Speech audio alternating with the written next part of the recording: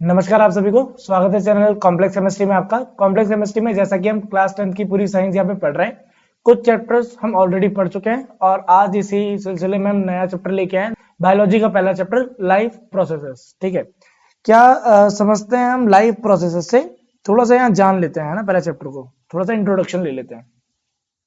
जितने भी प्लांट्स और एनिमल हैं सबको हमने अलाइव की कैटेगरी में रखा है कि दे आर लिविंग थिंग्स। ठीक है, सो लिविंग थिंग्स होते क्या है, कैसे पता करेंगे कौन सा अलाइव है कौन सा अलाइव नहीं है? ठीक है, सो जो अपने आप मूव कर पाए विदाउट एनी एक्सटर्नल हेल्प, मतलब किसी भी ऑर्गेनिज्म को या किसी भी थिंग को अगर आप एक्सटर्नल हेल्प नहीं दे रहे हैं और उसके बिना वो मूव कर जा रहा है, खुद से अगर वो मूव कर रहा है, so that thing can set to be कि हाँ भाई ये अलाइव है। ठीक है, जितने भी एनिमल्स हैं वो पूरी तरह से एक जगह से दूसरी जगह मूव कर जाते हैं, एक जगह से दूसरी जगह बिल्कुल एकदम मूव कर ही जाते हैं। ठीक है, लेकिन जो प्लांट्स होते हैं ना वो पूरी तरह से मूव नहीं करते। वो क्या करते हैं, अपना एक प्लांट पार्ट को मूव कर देते हैं थोड़ा सा। जैसे फॉर एग्जांपल उनने अपना रूट को मूव कर दिया, उनने शूट को मूव कर दिया, उनने फ्लावर को मूव कर दिया, अपने लीफ को मूव करके दिखा दिया। तो कुल मिला के उनके अंदर लोकोमोशन नहीं होता, मतलब दैट वो इंटायरली मूव नहीं हो जाते एक जगह से दूसरी जगह।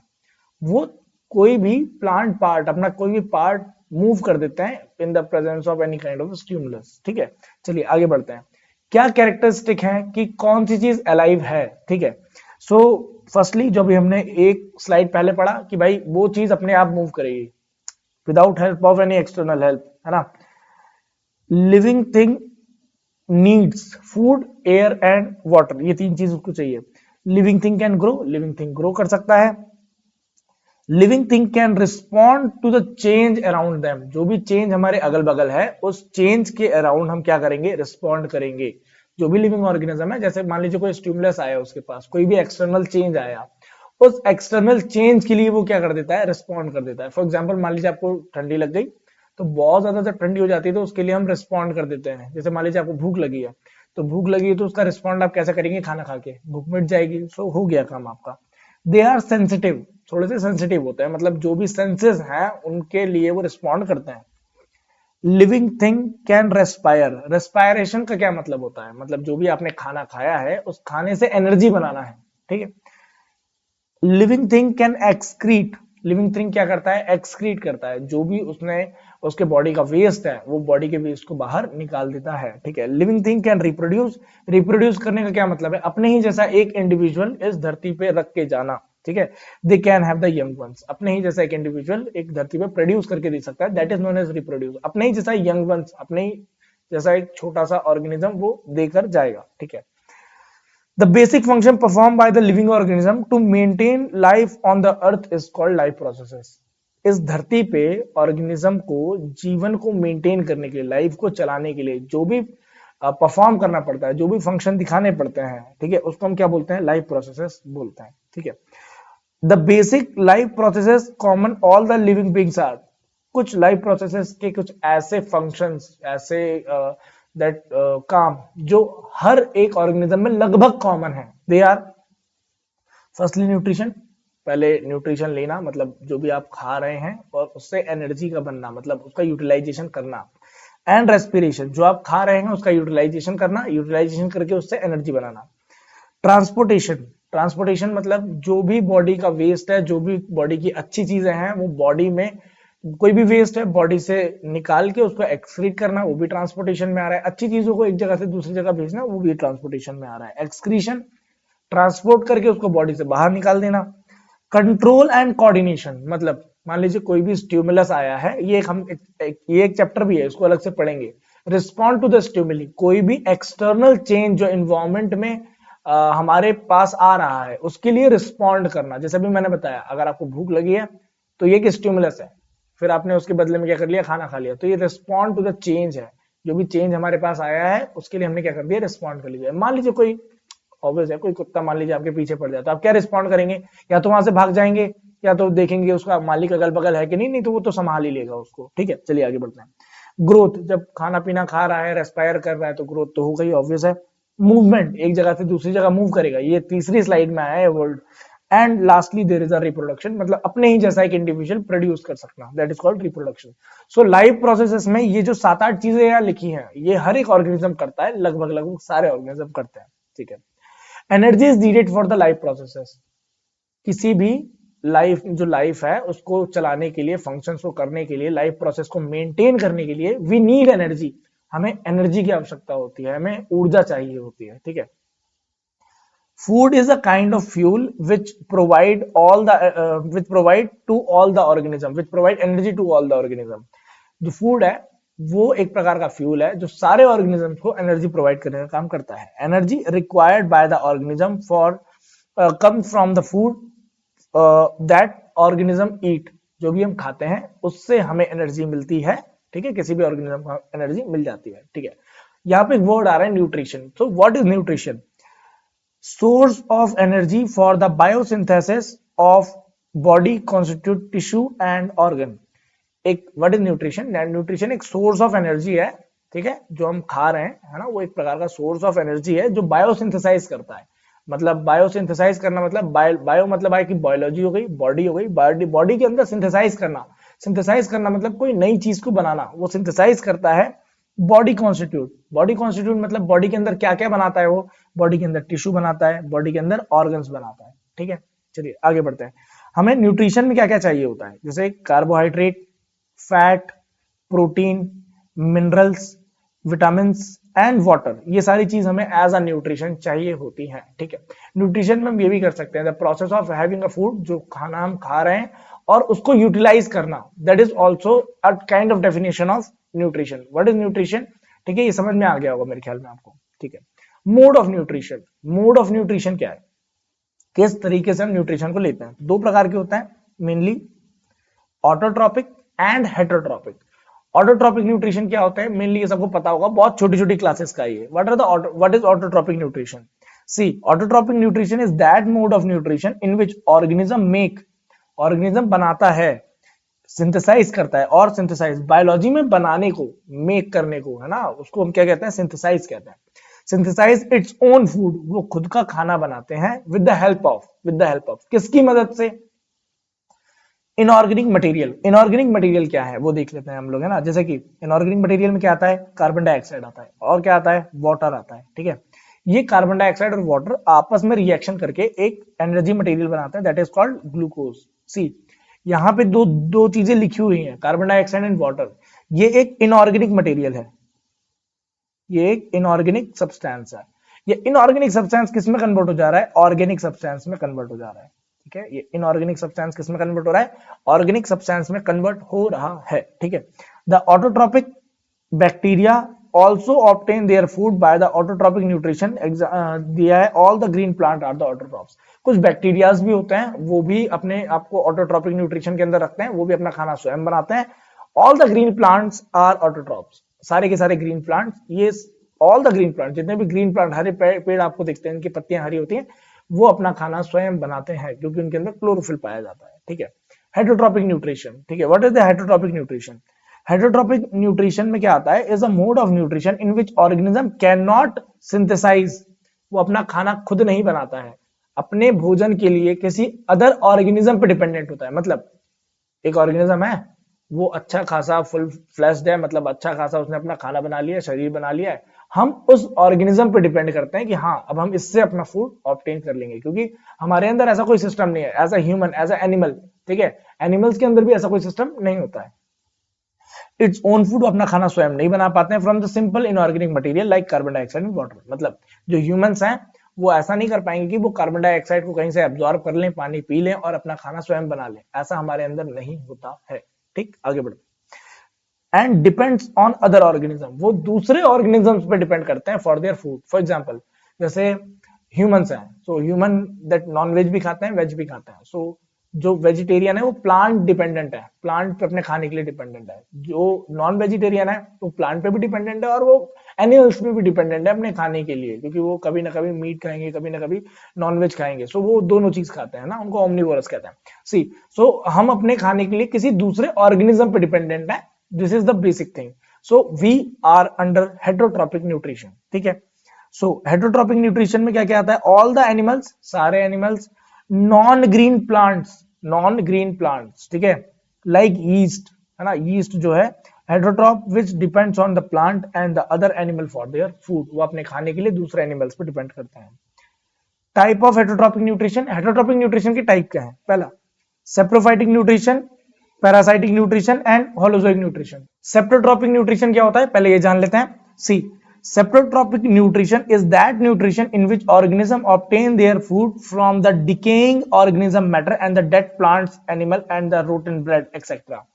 मतलब सेप्रोट्रॉपिक न्यूट्रिशन वो होता है ऐसा कोई भी ऑर्गेनिज्म जो अपने फूड के लिए किसी डेड सेल पे डिपेंड हो। ठीक है, अब डेड सेल में क्या कहता है? Decaying organic matter like plant, dead animals and rotten bread, ये सारे ऑर्गेनिक मटेरियल हैं और ये डेड है, मतलब ये खत्म होने वाले हैं, उन पे डिपेंडेंट है अपने खाने के लिए। Saprotrophs are the organism which obtain their food from the dead plant like rotten leaves, dead and decaying animal bodies and other decaying organic matter like rotten bread। Example दिया हुआ है ब्रेड मोल्ड्स, फंजाई और yeast, ये कुछ examples हैं जो कि saprotrophic nutrition में आते हैं।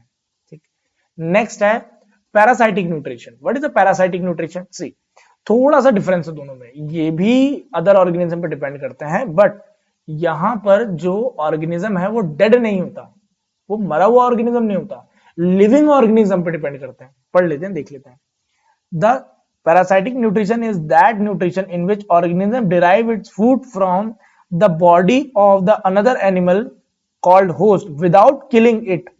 यहाँ जो भी जिससे हम खाना खा रहे हैं ना, मतलब थाली में छेद नहीं करना है कि भाई कोई मर गया उसमें से खा रहे, नहीं, जो भी ऑर्गेनिज्म है हमारे पास उस ऑर्गेनिज्म को मारना नहीं है, उसमें से खाली अपना फूड लेना है और चले जाना है वहां से।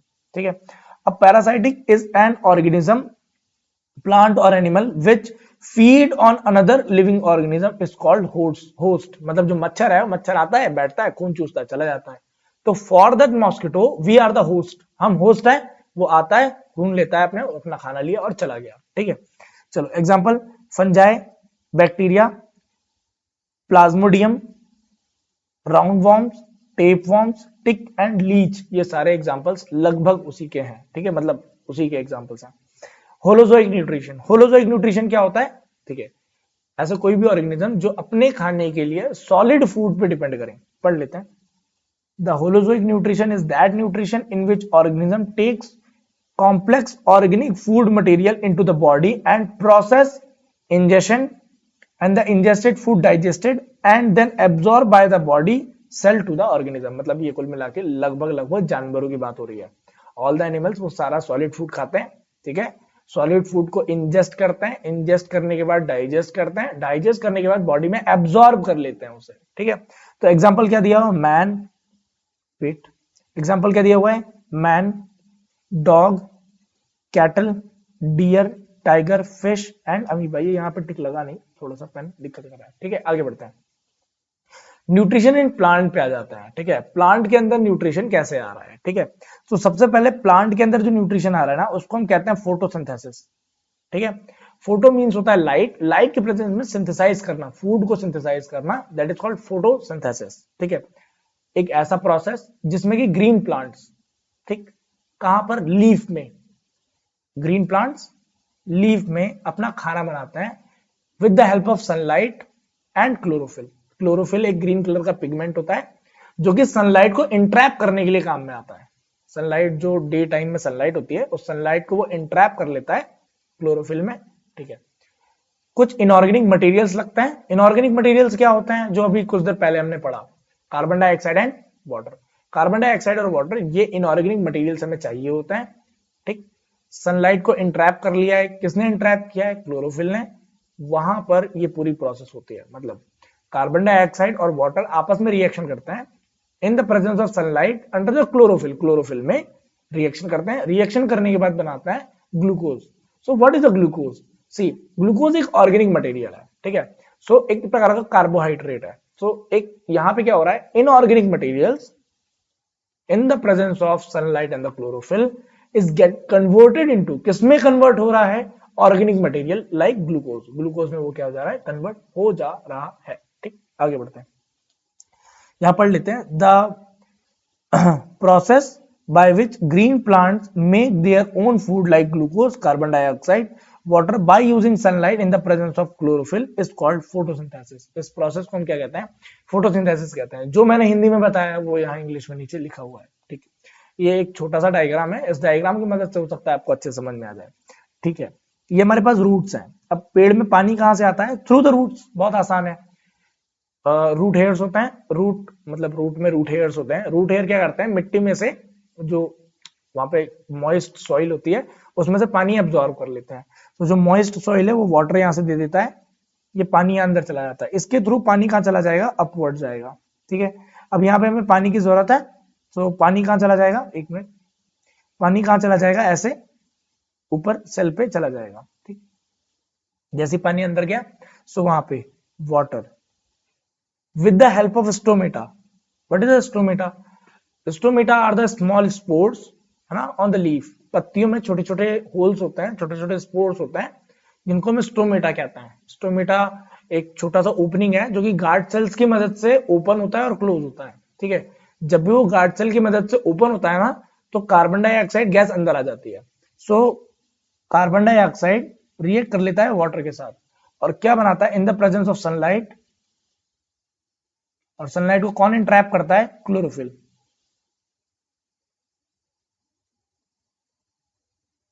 सनलाइट को कौन इंट्रैप करता है? क्लोरोफिल, ठीक। तो सनलाइट को इंट्रैप कर लिया क्लोरोफिल ने। तो सनलाइट को इंट्रैप कर लिया क्लोरोफिल ने, कार्बन डाइऑक्साइड प्लस वाटर ये आपस में रिएक्शन करके बनाते हैं glucose. So glucose is C6H12O6, ठीक है। C6H12O6, ठीक है। कार्बन कितना है? 6 है। कार्बन 6 बैलेंस कर दिया हमने यहाँ पे। हाइड्रोजन 12 है तो यहाँ पे भी 6 लगा लेंगे, ठीक। तो 6 हाइड्रोजन, हमारे पास 6 कार्बन बैलेंस हो गए। ऑक्सीजन कितना है हमारे पास? ऑक्सीजन यहाँ पे 6 है, तो यहाँ पे ऑक्सीजन कितना हो रहा है? 6, और यहाँ पे 18 हो रहा है, तो 12 ऑक्सीजन के मॉलिक्यूल यहाँ से निकल जाएंगे। 12 ऑक्सीजन के मॉलिक्यूल यहाँ से निकल जाएंगे, ठीक है। तो ये बैलेंस इक्वेशन हो गई है, सी। तो water plus carbon dioxide reaction करके ग्लूकोज बनाता है और साथ में 12 ऑक्सीजन बना लेता है। वैसे ऑक्सीजन 12 नहीं आएगा यहाँ पे, ऑक्सीजन यहाँ पे 6 आएगा। थोड़ा सा गलत हो गया, यहाँ मैंने सुधार दिया इसको, ठीक है। बैलेंस हो गया, अब बैलेंस हो गया। ये कैसे बैलेंस हुआ है? क्योंकि ये देखिए 6 2 12 यहाँ आ गया, बैलेंस इक्वेशन है। अब बैलेंस इक्वेशन है, इससे पहले नहीं थी, थोड़ा सा गलत हो गया था, ठीक है। होता क्या है, जो वाटर है, सी अभी शायद आगे स्टोमेटा का दिया हुआ है, ठीक है। आगे स्टोमेटा का पढ़ लेंगे, स्टोमेटा की ओपनिंग और क्लोजनिंग कैसे हो रही है वो थोड़ा सा आगे पढ़ेंगे, ठीक है। सो अब होता क्या है, जो भी आपने यहाँ पे बनाया है खाना, that is called glucose. Glucose जो है वो कन्वर्ट हो जाता है स्टार्च में। मतलब एक ग्लूकोज का मॉलिक्यूल ऐसे दूसरा तीसरा, we have n number of glucose molecule. What is the meaning of n number of glucose molecule? See, through the process of photosynthesis, photosynthesis में हम क्या करते हैं? बहुत सारे ग्लूकोज मॉलिक्यूल बनाते हैं। मतलब जो पेड़ है वो बहुत सारा ग्लूकोज मॉलिक्यूल बनाता है। वो सारे ग्लूकोज मॉलिक्यूल आपस में कंबाइन होके, see, glucose is a monosaccharide. Glucose is a monosaccharide. Monosaccharide मतलब क्या होता है? एक कार्बोहाइड्रेट है लेकिन ये मोनोसेकेराइड है, मतलब एक सिंगल मॉलिक्यूल है, बहुत छोटा मॉलिक्यूल है। All these single molecules are combining together to form a polysaccharide. Polysaccharide मतलब जिसमें n number of molecules होता है। So these n number of glucose मतलब many of the glucose are getting combined together. वो साथ में आपस में मिलते जा रहे हैं, मतलब एक ग्लूकोज, दो ग्लूकोज, ऐसे बहुत सारे ग्लूकोज बन रहे हैं। वो सारे ग्लूकोज मिलके क्या बना ले रहा है? स्टार्च बना ले रहा है, ठीक है। सारे ग्लूकोज मिलके क्या बना ले रहे हैं? स्टार्च बना ले रहे हैं। और ये स्टार्च लीव्स और अदर पार्ट्स के अंदर क्या हो जाता है? स्टोर हो जाता है। जब भी प्लांट को नीड होती है बहुत सारे ऑक्सीजन, बहुत सारा फूड की, जब उसको जरूरत होता है तो वो फूड उसको दे दिया जाता है ताकि वो उससे एनर्जी बना सके, तो वो ट्रांसफर कर दिया जाता है। तो जो भी फूड यहाँ पे स्टार्च के फॉर्म में क्या हो जाता है? स्टोर हो जाता है। सी, फोटोसिंथेसिस के दौरान बनता क्या है? ग्लूकोज। वो एन नंबर ऑफ ग्लूकोज मतलब बहुत सारे ग्लूकोज के मॉलिक्यूल कंबाइन होके एक पॉलीसेकेराइड बनाता है, और जो पॉलीसेकेराइड है वो जाके क्या हो जाता है? स्टोर हो जाता है प्लांट के अंदर और वेरियस पार्ट्स में, लीफ में भी स्टोर होता है, ठीक है। चलिए, सो होता क्या है? कार्बन डाइऑक्साइड एंड वाटर ये आपस में रिएक्शन करता है, सनलाइट क्लोरोफिल इंट्रैप कर लेता है, क्लोरोफिल इंट्रैप करने के बाद वहां पे रिएक्शन कराता है, वहां पे इनऑर्गेनिक मटेरियल, कार्बन डाइऑक्साइड और वाटर क्या एक प्रकार का इनऑर्गेनिक मटेरियल है। ये इनऑर्गेनिक मटेरियल कन्वर्ट हो जाता है ऑर्गेनिक मटेरियल में, that organic material is known as glucose. Glucose एक प्रकार का मोनोसेकेराइड है, मतलब एक कार्बोहाइड्रेट है, सिंपल शुगर है, कह सकते हैं उसको सिंपल शुगर है।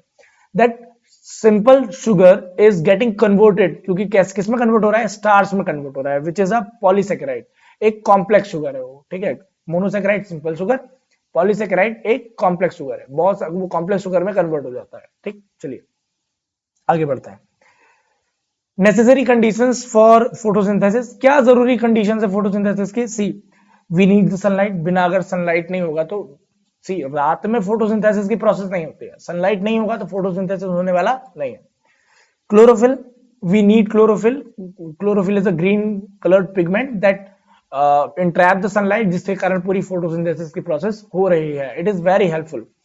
कार्बन डाइऑक्साइड, अगर कार्बन डाइऑक्साइड नहीं होगा तो रिएक्शन ही नहीं होगी। See we need limited amount of carbon dioxide, ठीक है, टू द प्लांट, प्लांट को लिमिटेड अमाउंट में, स्टोमेटा ओपन होगा लीफ का, कार्बन डाइऑक्साइड अंदर जाएगा, ये होना बहुत जरूरी है, एक लिमिटेड अमाउंट में कार्बन डाइऑक्साइड की आवश्यकता है, ठीक। आगे बढ़ते हैं। वाटर, वाटर एडिक्वेट अमाउंट में चाहिए, जितना वाटर हमें चाहिए है उतना वहां पे अवेलेबल होना चाहिए। अगर पेड़ में पानी नहीं है तो कहते हैं ना, पेड़ को पानी रेगुलरली दो, नहीं तो वो खत्म हो जाएगा या वो डल हो जाएगा। क्यों? क्योंकि फोटोसिंथेसिस का प्रोसेस ही नहीं होगा, क्योंकि बिना पानी के फोटोसिंथेसिस नहीं होगा, देन ग्लूकोज नहीं बनेगा, देन वो स्टार्च के फॉर्म में कन्वर्ट नहीं होगा, तो वो ट्रेवल भी नहीं कर पाएगा, मतलब उसको हम ट्रांसपोर्ट नहीं कर पाएंगे ना अलग अलग प्लांट पार्ट्स में, तो प्लांट ग्रो कैसे करेगा? तो उसके लिए वाटर बहुत जरूरी है। Starch is gives blue black colour with the iodine solution. See हमारे पास बहुत सारी एक्टिविटीज हैं इसको परफॉर्म करने के लिए, ठीक है। सो आयोडीन जो है, जब भी उसको स्टार्च के सॉल्यूशन के साथ मिलाते हैं तो वो ब्लू ब्लैक कलर दे देता है। तो बहुत सारी एक्टिविटीज हैं एनसीईआरटी के अंदर जहां पे हमें ब्लू ब्लैक कलर, मतलब स्टार्च का प्रेजेंस डिटेक्ट करना होगा कि बताइए इसमें स्टार्च प्रेजेंट है या नहीं। तो स्टार्च का प्रेजेंट किससे डिटेक्ट करते हैं? आयोडीन सॉल्यूशन से। जब भी स्टार्च और आयोडीन सॉल्यूशन को हम मिलाएंगे सो वहां पे ब्लू ब्लैक कलर आ जाएगा, दैट शोज दैट कि यहाँ पे स्टार्च प्रेजेंट है, क्योंकि हम ऐसे कैसे नेकेड आई से बताते हैं कि इसमें स्टार्च है या नहीं। So there is a chemical reaction, ठीक। चलिए आगे बढ़ते हैं। Green plants take carbon dioxide from the air for photosynthesis, photosynthesis के लिए हवा में से कार्बन डाइऑक्साइड को ले लेते हैं। अब ये होता कैसे? सी जब भी रूट में से पानी लीफ में आता है, जब भी रूट में से पानी लीफ में आता है, एट दैट टाइम जो गार्ड सेल्स होते हैं, these are the guard cells, ये गार्ड सेल्स हैं, wait, these are the guard cells, ये गार्ड सेल्स हैं, ठीक है। यहाँ पे गार्ड सेल है और एक गार्ड सेल यहाँ पे है, ठीक। तो पानी जब भी रूट से, पानी जब भी रूट से लीफ में आता है तो गार्ड सेल क्या करता है? पानी को एब्जॉर्ब कर लेता है। पानी क्या कर लेता है बेटा? एब्जॉर्ब कर लेता है। तो गार्ड सेल ना स्वेल अप हो जाता है, स्वेल अप मतलब गार्ड सेल्स फूल जाता है, ठीक है। गार्ड सेल जैसे ही फूलेगा ना, गार्ड सेल्स अपने आप को क्लोज कर लेगा। देखो यहाँ पे क्लोज कर लिया गार्ड सेल्स ने, ये गार्ड सेल और ये गार्ड सेल्स, दोनों गार्ड सेल्स ने अपने आप को क्या कर लिया है? क्लोज कर लिया। जैसे ही क्लोज किया, जैसे ही गार्ड सेल्स ने अपने आप को क्लोज किया, ठीक। सो जब वो ओपन था तब उसने कुछ amount of carbon dioxide absorb किया था। तो जो कार्बन डाइऑक्साइड उसने एब्जॉर्ब किया था, उस कार्बन डाइऑक्साइड से उसने वाटर के साथ जो गार्ड सेल्स ने एब्जॉर्ब किया है, उन दोनों ने आपस में रिएक्शन करके ग्लूकोज बना लिया, ठीक है। ग्लूकोज बना लिया और ऑक्सीजन गैस बना ली, ठीक है। यहाँ पे बैलेंस कर लेते हैं, 6 लिख देते हैं, ग्लूकोज ठीक है, C6H12O6 होता है। तो ये जो ऑक्सीजन गैस बन गई, सो जो हमारे पास वाटर है, दैट वाटर तो हमने यूटिलाइज कर लिया। सो गार्ड सेल जो स्वेल हो गए थे, किसकी वजह से? वाटर की वजह से जो गार्ड सेल स्वेल हो गए थे, अब वो वाटर तो हमने यूज कर लिया। सो जब वाटर यूज कर लिया हमने गार्ड सेल का, तो गार्ड सेल्स फिर से श्रिंक हो जाएंगे, क्योंकि उसका पानी तो चला गया। तो जैसे ही गार्ड सेल्स का पानी यूज हो जाएगा फोटोसिंथेसिस की प्रोसेस में, अगेन ये पूरा का पूरा system, wait wait wait, again ये जो हमारे पास गार्ड सेल्स हैं वो ओपन हो जाएंगे। सी पहले गार्ड सेल्स ओपन थे, उन्होंने कार्बन डाइऑक्साइड लिया, नीचे से वाटर बुलवाया रूट से।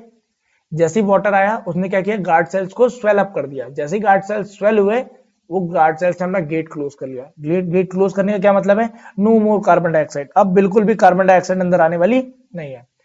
कार्बन डाइऑक्साइड अंदर आ गई, वाटर अंदर आ गया, क्योंकि वो तो रूट से हमने बुलवा ही लिया था, दोनों ने रिएक्शन किया, ग्लूकोज बनाया, ऑक्सीजन बनाया, हो गया हमारा, ठीक।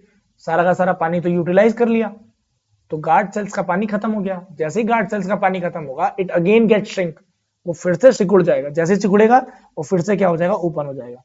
तो जैसे ही ओपन होगा, दैट गार्ड सेल्स क्या करेगा? जो भी उसके अंदर ऑक्सीजन है वो ऑक्सीजन को बाहर कर देगा, ठीक है। फोटोसिंथेसिस के दौरान कुछ पानी के मॉलिक्यूल भी बनते हैं, कुछ पानी के मॉलिक्यूल भी बनते हैं। यहाँ पे आती है एक बड़ी सी इक्वेशन, उसमें कहीं कहीं वाटर भी निकलता है ना, यहाँ पे आप बैलेंस कर सकते हो उसको, यहाँ पे वाटर के मॉलिक्यूल 12 कर दीजिए, 6 वाटर के मॉलिक्यूल यहाँ निकाल दीजिए। देखिए मैं बता देता हूँ, 6 कार्बन डाइऑक्साइड के मॉलिक्यूल रिएक्शन करेंगे 12 मॉलिक्यूल ऑफ वाटर से, सनलाइट और क्लोरोफिल, सनलाइट एंड क्लोरोफिल। तो ये क्या करेगा, ये बनाएगा C6H12O6 plus 6 mole of water and 6 mole of carbon dioxide. देखिए पूरा का पूरा इक्वेशन बैलेंस है। हाइड्रोजन कितना है 24, गिन लेते हैं 24 कैसे, 12 ये हो गए, 12 यहाँ पे हो गए 24। कार्बन हमारे पास 6 है, कार्बन हमारे पास 6 है, ऑक्सीजन हमारे पास 12 और 6 18 है, तो 12 और 6 यहाँ पे हमारे पास 12 और 12 24। तो देखिए हमारे पास 6 और 12 18 और 6 यहाँ पे है, तो ये हो गया 24, बैलेंस है। ठीक है, मेरे ख्याल में सब कुछ बैलेंस हमने दिखाई दिया है यहाँ पे। ठीक है, तो यहाँ पे ना कुछ अमाउंट ऑफ वाटर भी निकलता है। ठीक है, क्या होता है, बैलेंस इक्वेशन को और बैलेंस करने के लिए सी दोनों तरफ, यहाँ 6 मॉलिक्यूल है, यहाँ 12 मॉलिक्यूल है, मैथमेटिकली गलत ना हो, दैट्स व्हाई 6 में से 12 माइनस कर देता है, 6 से 12 काट दिया, हो गया हमारे पास। तो दैट्स व्हाई कभी कभी वो दिखाते नहीं है केमिकल इक्वेशंस के अंदर, लेकिन वाटर भी इवेपोरेट होता है, दैट इज कॉल्ड ट्रांसपिरेशन। ठीक है, जो ट्रांसपिरेशन का प्रोसेस है ट्रांसपोर्टेशन में पढ़ेंगे। ठीक है, चलिए आगे बढ़ते हैं। Plant take materials like water, nitrogen, phosphorus, iron, magnesium etcetera from the soil, मतलब ये मिनरल्स भी उठाते हैं, वाटर के साथ साथ रूट से मिनरल भी अंदर आता है। ठीक, अब हम पढ़ने जा रहे हैं न्यूट्रिशन इन एनिमल। ठीक है, सो हमारे पास जो न्यूट्रिशन इन एनिमल है वो 3 प्रकार के होते हैं। सो न्यूट्रिशन इन एनिमल में हमारे पास दिया हुआ है 3 चीजें।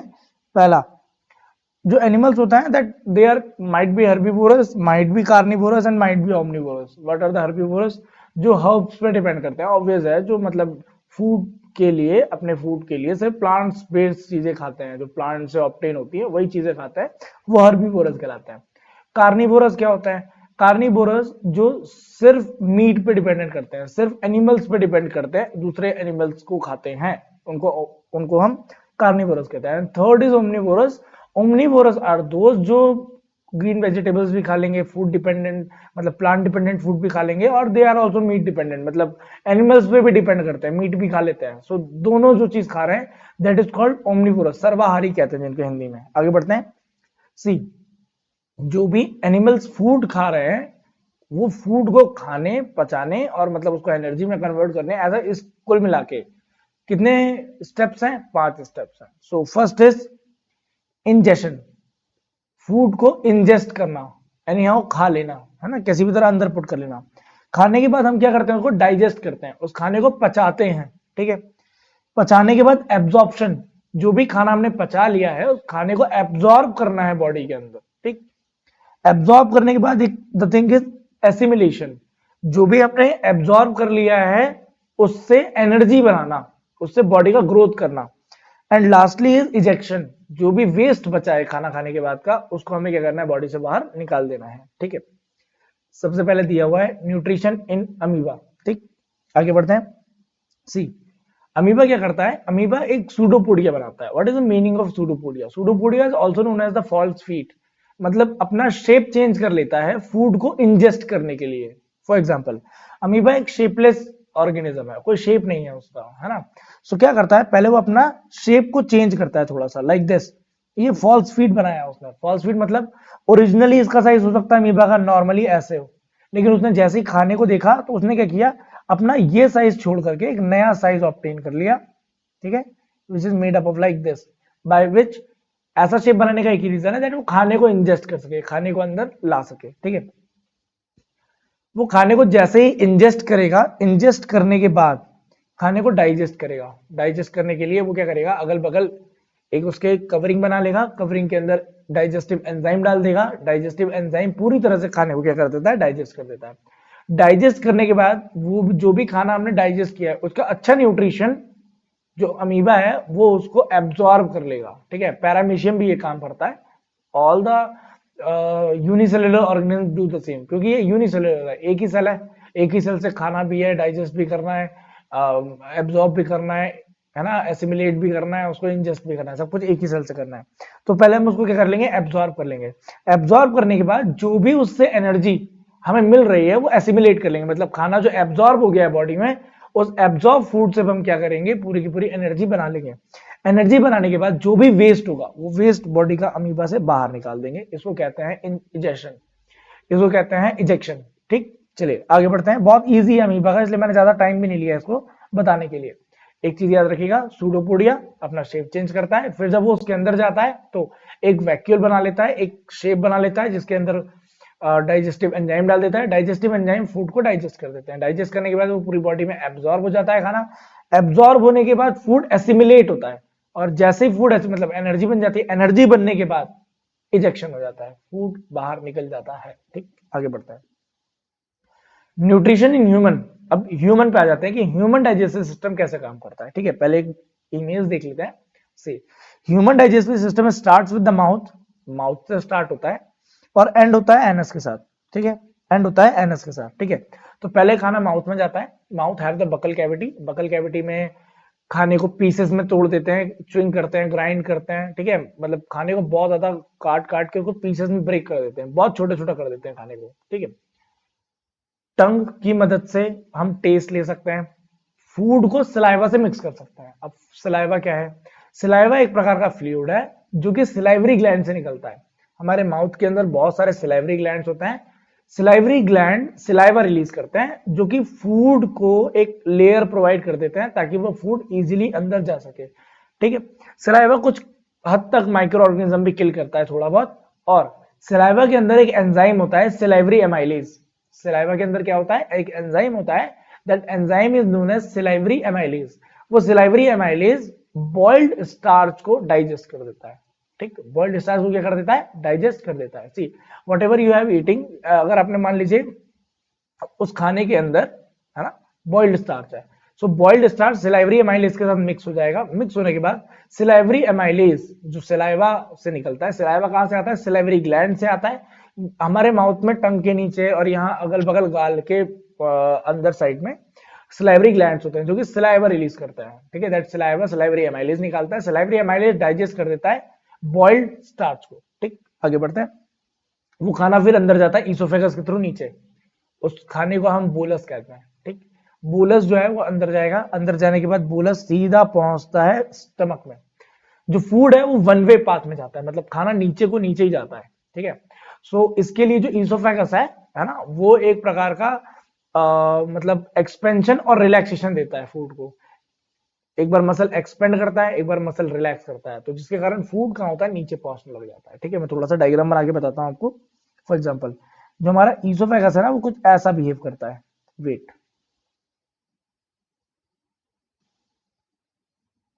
ठीक है, तो कहीं पे कॉन्ट्रैक्शन होता है, कहीं पे रिलैक्सेशन होता है।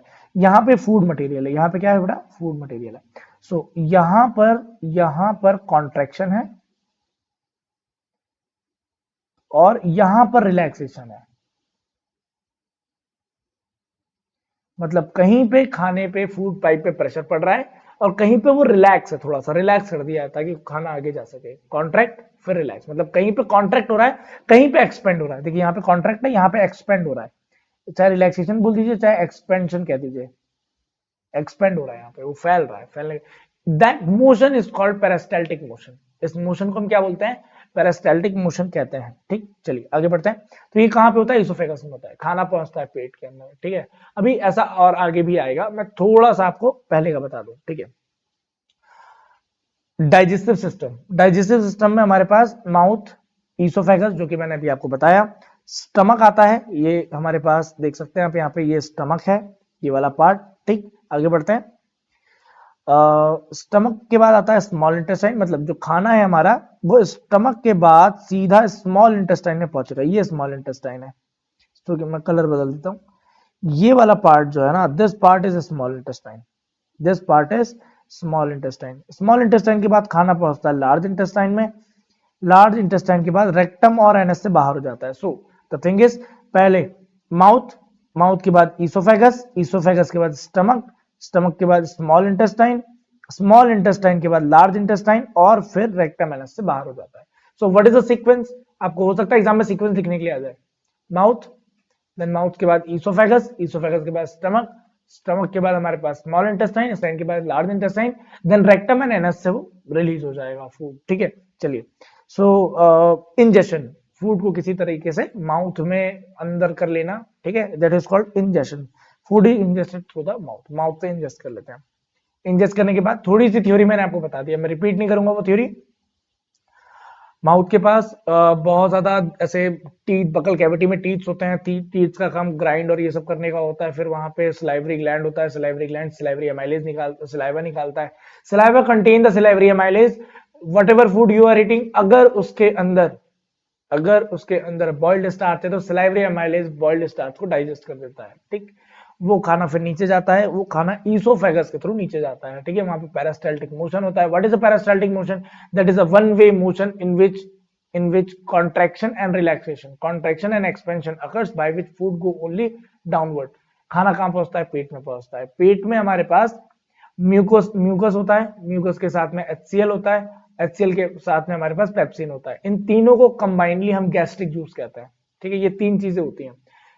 जो स्टमक का वॉल होता है, वॉल से ये सारे चीजें रिलीज होती हैं, वॉल से ये तीनों चीजें या गैस्ट्रिक जूस रिलीज होता है। अब गैस्ट्रिक जूस में तीन चीजें होती हैं, ठीक है। HCl क्या करता है? HCl खाने के साथ मिलके उसको एसिडिक मीडियम प्रोवाइड करता है। जो पेट है, पेट में से हमारे पास एसिड निकलता है। ये जो पेट है, इस पेट में से एसिड निकलता है। एसिड का नाम क्या है? HCl। HCl निकलता है, म्यूकस निकलता है,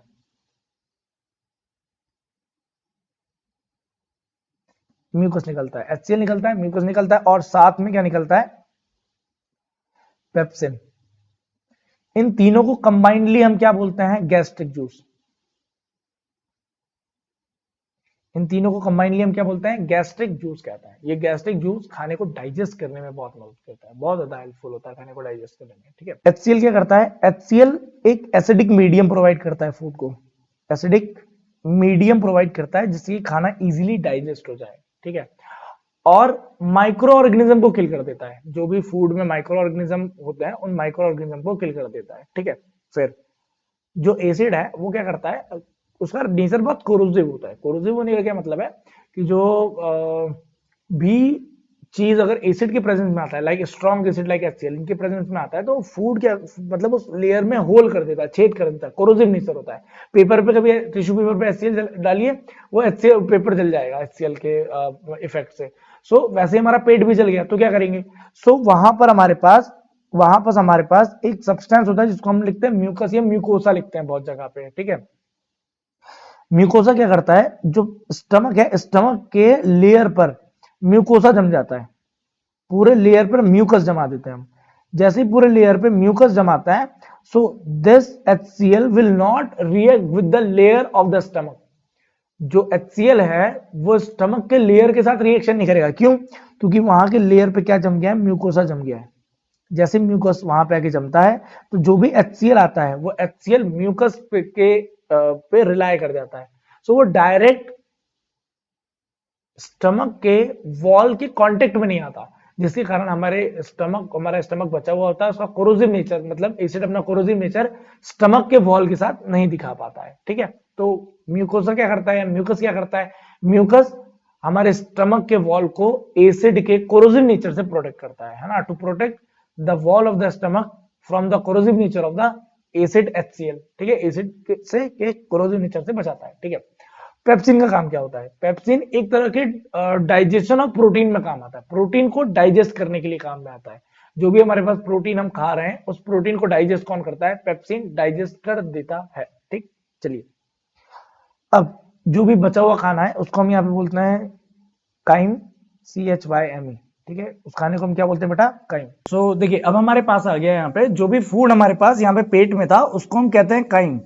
वो फूड ना धीरे से चला जाता है स्मॉल इंटेस्टाइन में। जब भी वो फूड स्मॉल इंटेस्टाइन में जाता है तो देखिए, स्मॉल इंटेस्टाइन में मैक्सिमम या कह लीजिए कि सारा का सारा डाइजेशन जो होता है वो स्मॉल इंटेस्टाइन में हो जाता है। दैट इज द साइड जहां पे सबसे ज्यादा डाइजेशन हो जाती है चीजों का, या कह लीजिए कि completely digestion of the food है वो स्मॉल इंटेस्टाइन में होता है, ठीक है। चलिए, स्मॉल इंटेस्टाइन में फूड को डाइजेस्ट करने के लिए मेनली दो लोग काम में आते हैं, है ना, या दो चीजें काम में आती है, दो ग्लैंड्स काम में आते हैं। They are liver and pancreas, ठीक।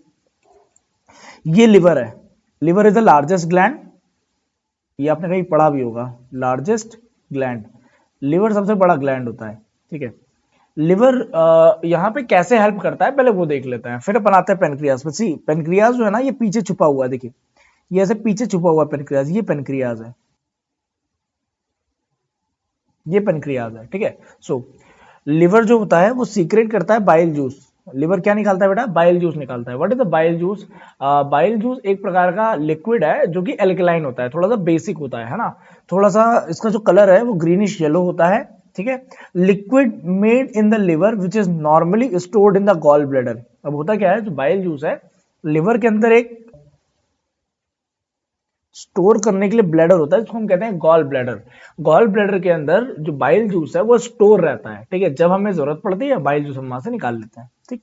चलिए, बाइल इज एल्कलाइन, बाइल जो होता है ना वो एल्कलाइन होता है, ठीक। Which helps to emulsify the fat and break the fat. वो क्या करता है, फ्लैट जो फैट है, फैट के जो लार्जर ग्लोब्यूल्स हैं, जो बड़े बड़े पार्ट्स हैं फैट के, उनको छोटे छोटे पार्ट्स में ब्रेक कर देता है। मतलब फॉर एग्जांपल मान लीजिए कोई फैट का बड़ा सा पार्ट है, इतना बड़ा सा फैट का पार्ट है, और इस फैट के पार्ट को वो क्या करेगा, छोटे छोटे कई पार्ट्स में डिवाइड कर देगा, छोटे छोटे पार्ट्स में इसको डिवाइड कर देगा, इस बड़े वाले पार्ट को छोटे छोटे पार्ट में क्या कर देता है, डिवाइड कर देता है। सो लिवर, लिवर हमारे पास गॉल ब्लैडर है, लिवर के अंदर, गॉल ब्लैडर के अंदर वहां पे बाइल जूस स्टोर होता है। जो बाइल है वो सीधे जाके स्मॉल इंटेस्टाइन में भेज दिया जाता है बाइल डक्ट के थ्रू। किसके थ्रू भेजा जाता है बेटा? बाइल, बाइल डक्ट के थ्रू भेज दिया जाता है, ठीक। बाइल डक्ट के थ्रू जैसे ही उसको भेजा जाता है वहां पे जाके वो फैट को पकड़ता है और उसको इमल्सिफाई कर देता है, ठीक है। इमल्सिफाई करने का क्या मतलब है, जो बड़े ग्लोब्यूल हैं, जो बड़ा पार्ट है, उस बड़े पार्ट को छोटे छोटे पार्ट्स में डिवाइड कर देता है, छोटे छोटे पार्ट्स में बांट देता है, ठीक। ऐसे करके छोटे छोटे पार्ट्स में वो बांट देता है उसको, ठीक है। मेरे ख्याल में समझ में आ गया, इसलिए मैं मिटा दे रहा हूँ उसको, ठीक है। चलिए, फंक्शंस क्या होता है, सी पेट में जब आपने खाना गया तो वहां पे जो खाना है ना वो पूरा एसिडिक हो जाता है, मतलब वहां पे HCl रहता है, HCl रहता है तो पूरा का पूरा फूड एसिडिक हो जाता है। लेकिन तुरंत उसके बाद स्मॉल इंटेस्टाइन में जाते से ही वहां पर बाइल जूस आ जाता है। तो बाइल जूस क्या करता है, जो भी हमारा एसिडिक फूड था उस एसिडिक फूड को न्यूट्रल कर देता है, मतलब उस एसिडिक फूड को वो आगे जाके स्मॉल इंटेस्टाइन में हमें बेसिक फूड बना देता है उसको, मतलब एसिड को कैंसिल आउट कर देता है। सी it make the acidic food combine together from the stomach alkaline so that pancreatic enzyme can act on it. Bile salt break the fat present in the food in the small globule and making it easy for the enzyme to act digest them. See करता क्या है ये, जो भी हमारे पास alkaline, जो भी हमारे पास एसिडिक फूड होता है, एसिडिक फूड में जाके ये मिल जाता है और मिलने के बाद उसको ये बेसिक बना देता है। और दूसरा, ये इमल्सिफाई कर देता है फैट को, जो बड़े बड़े ग्लोब्यूल्स हैं उसको छोटे छोटे पार्ट्स में डिवाइड कर देता है, ठीक है। अब यहाँ पे आते हैं पेनक्रियास। पेनक्रियास क्या करता है, pancreas secret the pancreatic juice. Pancreas क्या करता है, पेनक्रियास भी एक हमारे पास ऑर्गन है, ये यहाँ पीछे है थोड़ा सा, देखिए स्टमक है, ये स्टमक थोड़ा सा ऐसे आ गया है, इस स्टमक के पीछे पेनक्रियास है हमारे पास, ठीक है। तो स्टमक को अगर हटा देंगे ना तो यहाँ पे पेनक्रियास है पीछे, ये पीछे यहाँ पे पेनक्रियास है, ये वाला पार्ट जो है ना ये पेनक्रियास है, ठीक है। पेनक्रियास क्या करता है, पेनक्रियास पेनक्रिएटिक जूस रिलीज करता है, ठीक है। अब पेनक्रियास पेनक्रिएटिक जूस रिलीज करके क्या कर रहा है, देखिए पेनक्रियास जो पेनक्रिएटिक जूस रिलीज करता है उसके अंदर 3 सब्सटेंसेस होते हैं, एक होता है पेनक्रिएटिक अमाइलेज, एक होता है ट्रिप्सिन और एक होता है लिपेज। कितनी सारी चीजें होती है बेटा? 3 चीजें होती है, पेनक्रिएटिक जूस, ठीक है, सॉरी पेनक्रिएटिक एमाइलेज, ट्रिप्सिन होता है और हमारे पास होता है लिपेज। 3 चीजें होती हैं, क्या क्या चीजें हैं वो, पेनक्रिएटिक एमाइलेज, ट्रिप्सिन और लिपेज। अच्छा, इनके काम क्या होते हैं? जो हमारे पास एमाइलेज है, ठीक है, जो हमारे पास पेनक्रिएटिक एमाइलेज है वो ब्रेकडाउन ऑफ स्टार्च करता है, मतलब स्टार्च को तोड़ देता है। What is starch? अभी मैंने आपको फोटोसिंथेसिस में समझाया था, स्टार्च जो है वो एक कॉम्प्लेक्स कार्बोहाइड्रेट है, उस कॉम्प्लेक्स कार्बोहाइड्रेट को ये सिंपल शुगर में कन्वर्ट कर देता है। मतलब हमारे पास जो एमाइलेज एंजाइम है, जो हमारे पास पेनक्रिएटिक एमाइलेज है, वो स्टार्च को सिंपल शुगर मतलब ग्लूकोज में कन्वर्ट कर देता है। फिर हमारे पास है ट्रिप्सिन। ट्रिप्सिन क्या करता है, ट्रिप्सिन डाइजेस्ट करता है प्रोटीन को। ट्रिप्सिन किसको डाइजेस्ट करता है बेटा? प्रोटीन को डाइजेस्ट कर देता है, ठीक है। जो भी हमारे पास प्रोटीन आता है जो हम खाता है उस प्रोटीन को डाइजेस्ट कर देता है। एंड जो हमारे पास लिपेज है, लिपेज क्या कर देता है, इमल्सिफाइंग फैट को ब्रेक डाउन कर देता है ना, जो हमारे पास फैट है उसको इमल्सिफाई करके ब्रेक डाउन कर देता है, ठीक है। 3 काम हो गए जो हमारे पास। अब यहां पर एक बात हो गई इंटेस्टाइनल जूस की, किसकी बात हो रही है बेटा यहाँ पे? अब इंटेस्टाइनल जूस की बात हो रही है। तो हमारे पास 3 चीज थे, पहले हमारे पास लिवर में से गॉल ब्लैडर था, गॉल ब्लैडर में से यहाँ पे बाइल डक्ट के थ्रू बाइल जूस आया, ठीक है। उसने आके फैट को इमल्सिफाई किया। दूसरा हमारे पास पेनक्रिएटिक जूस था। पेनक्रिएटिक जूस ने क्या किया, पेनक्रिएटिक जूस के पास तीन चीजें होती हैं, एमाइलेज, ट्रिप्सिन, लिपेज। एमाइलेज मतलब पेनक्रिएटिक एमाइलेज, ट्रिप्सिन और लिपेज। एमाइलेज क्या करता है, ब्रेक डाउन ऑफ शुगर करता है, मतलब स्टार्च को ब्रेक डाउन कर देता है शुगर में। और क्या करता है, हमारे पास जो ट्रिप्सिन है, ट्रिप्सिन डाइजेस्ट करता है प्रोटीन को, ठीक है। और जो हमारे पास एंजाइम आखिरी में बच रहा है लिपेज, वो लिपेज एंजाइम इमल्सिफाई कर देता है फैट को। ये तीन काम हो गए। अब यहां पर हमारे पास इंटेस्टाइन में से एक जूस निकलता है, that is called intestinal juice. पढ़ लीजिए, यहां पे लिखा हुआ है the wall of the small intestine. जो स्मॉल इंटेस्टाइन है उसके वॉल्स, ठीक है, contain gland which secret intestinal juice. क्या सीक्रेट करता है बेटा, इंटेस्टाइनल जूस सीक्रेट करता है। The intestinal juice contain number of enzyme. उसके पास क्या होते हैं, बहुत सारे एंजाइम्स होते हैं, ठीक है। Completed digestion of the complex carbohydrate into glucose. ये क्या करता है, कॉम्प्लेक्स कार्बोहाइड्रेट को सिंपल शुगर में कन्वर्ट कर देता है, ठीक है। Complete the digestion of the carbohydrate into the sugar. Protein को बदल देता है एमिनो एसिड में। प्रोटीन को किस में बदलता है बेटा, एमिनो एसिड में। और फैट को फैटी एसिड और ग्लिसरॉल में तोड़ देता है। मतलब हमारे पास तीन चीजें हैं। सी, कंप्लीट डाइजेशन करता है, मतलब जो हमारे पास पेनक्रिएटिक इंटेस्टाइनल जूस है वो फाइनल डाइजेशन करता है। किसका फाइनल डाइजेशन करता है, जो भी हमारे पास जो भी इंटेस्टाइनल जूस है वो जो भी हमारे पास कार्बोहाइड्रेट था उसको सिंपल शुगर में बदल देता है, ठीक है। जो प्रोटीन है उसको एमिनो एसिड में बदल देता है। और जो हमारे पास फैटी एसिड है, जो फैट है, सॉरी, जो हमारे पास फैट है, तो उस फैट को फैटी एसिड एंड ग्लिसरॉल में बदल देता है। उस फैटी एसिड को ग्लिसरॉल में बदल देता है, फैटी एसिड और ग्लिसरॉल में चेंज कर देता है, ठीक है। Glucose, amino acid, fatty acid and glycerol are the small water soluble molecule. ये एक वाटर सॉल्युबल मॉलिक्यूल है, सारे के सारे वाटर में क्या हो जाते हैं, इजीली सॉल्युबल हो जाते हैं, ठीक। आगे बढ़ते हैं। दिया हुआ एब्जॉर्प्शन। अब एब्जॉर्प्शन कैसे होता है, सी, स्मॉल इंटेस्टाइन में ना स्मॉल विलीज होती हैं, बहुत छोटी छोटी विलीज होती हैं, ठीक है। Villi are the finger like projection. ऐसे मान लीजिए इंटेस्टाइन है, ठीक है, इंटेस्टाइन की लेयर है, इंटेस्टाइन की लेयर में ना ऐसे ऐसे विलीज रहते हैं, बहुत छोटे छोटे हेयर लाइक प्रोजेक्शन है। ये हेयर लाइक प्रोजेक्शन यहाँ पे हमने ऐसे बना दिए हैं, ठीक है। ये हेयर लाइक प्रोजेक्शन क्या करते हैं, जो भी हमारा फूड है उस फूड को एब्जॉर्ब करके ब्लड में डाल देते हैं। मतलब ये विलीज क्या करती हैं, विलीज सरफेस एरिया बढ़ा देती हैं। सरफेस क्या करती है बेटा, इंक्रीज कर देती है, increase surface area for absorption of food. Surface area को बढ़ा देती हैं, किसके लिए, एब्जॉर्प्शन ऑफ फूड के लिए। तो फूड वहां पे जाके क्या हो जाता है, एब्जॉर्ब हो जाता है। जैसे ही फूड वहां जाके एब्जॉर्ब होता है वो सीधे कहां चला जाता है, ब्लड में चला जाता है। बेटा फूड कहां चला जाएगा, ब्लड में, ठीक। देखिए यहाँ पे लिखा हुआ है, जो मैंने हिंदी में बोला वो इंग्लिश में लिखा हुआ। The inner surface area of the small intestine and million of tiny finger like projection. बहुत million of finger like projection होते हैं, जिसको हम क्या कहते हैं, विली कहते हैं। The presence of villi give the inner wall of the small intestine a very large surface area. वो लार्ज सरफेस एरिया दे देता है जिससे कि जो डाइजेस्टेड फूड है उसको हम एब्जॉर्ब कर पाए और सीधे कहां भेज दें, इनटू अवर ब्लड। मतलब फूड जो है वो इंटेस्टाइन के बगल में जो ब्लड होता है वो ब्लड में वहां पहुंच जाता है, ठीक। आगे बढ़ते हैं। एसिमिलेशन, जो भी हमने खाना खाया है उस खाने से हमें क्या बनानी है, एनर्जी बनानी है। See, digested food is not used by our body immediately. उसको तुरंत हम यूज नहीं करते हैं, क्या कर लेते हैं, स्टोर कर लेते हैं लीवर के अंदर। मतलब जो भी हमने खाना खाया है उसको हम तुरंत ऐसे यूज नहीं कर लेते कि आज ही की आज एनर्जी बना ली, नहीं, उसको हम स्टोर करके रख लेते हैं लिवर के अंदर। किसके फॉर्म में स्टोर करते हैं, ग्लाइकोजन के फॉर्म में स्टोर करते हैं। GLYCOGEN, glycogen. मतलब जो भी हमने खाना खाया है वो किसके फॉर्म में स्टोर होगा, ग्लाइकोजन के फॉर्म में स्टोर हो जाएगा, ठीक है। आगे बढ़ते हैं। इजेक्शन, सी, स्मॉल इंटेस्टाइन में लगभग 90% डाइजेशन हो चुका है। अब लार्ज इंटेस्टाइन का क्या काम है, फिर दिखा देता हूं, देख लीजिए। ये हमारे पास स्मॉल इंटेस्टाइन है, स्मॉल इंटेस्टाइन के बाद ये फूड ये यहां से लार्ज इंटेस्टाइन में जाता है।